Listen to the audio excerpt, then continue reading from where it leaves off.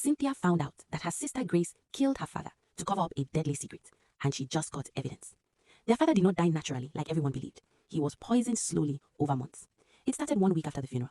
Cynthia couldn't sleep. Something felt wrong about how quickly everything had happened.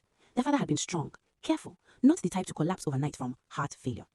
While going through his study, she found something strange. A life insurance policy update, changed 3 months before his death. The sole beneficiary? Grace. Not both daughters, just Grace. That was the first crack.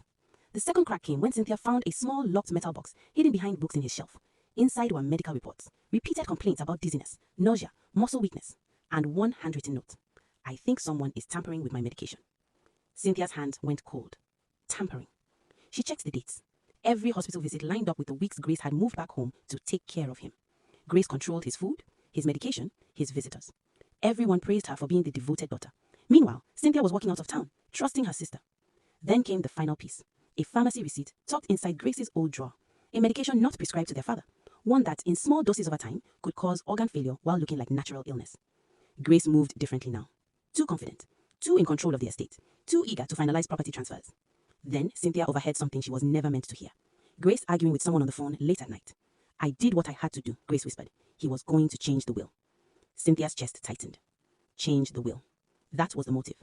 Their father had planned to divide the properties differently. He had discovered something about Grace, something damaging, something that would remove her from control. And Grace acted first. At the next family dinner, everyone laughed like nothing had happened. Grace played the grieving daughter perfectly. Cynthia sat across from her, staring at the same hands that once braided her hair as a child. Those hands had signed the insurance claim 2 days after he died. Cynthia didn't expose her that night. She waited, because she needed one more thing. A toxicology report. She requested one through a private contact. When the results came back, it confirmed everything. Traces of a compound consistent with the medication found in Grace's drawer. Their father had not died naturally. He had been killed. And the killer was sitting in his favorite chair, wearing his watch, managing his empire. Cynthia finally confronted her. Grace didn't deny it. She just looked tired. You don't understand, Grace said quietly. He was going to destroy everything. But Cynthia understood one thing clearly.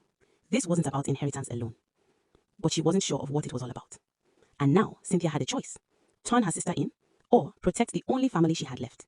That night, she stood outside the police station for almost an hour, her phone in her hand, the evidence in her bag. She was torn for a second, because exposing Grace would mean prison, but staying silent would mean living with a murder. Just as she was about to walk in, her phone buzzed. A message from an unknown number. You are looking in the wrong direction. Grace didn't act alone. Cynthia froze. Because if Grace had help, then this was never just a sister's betrayal.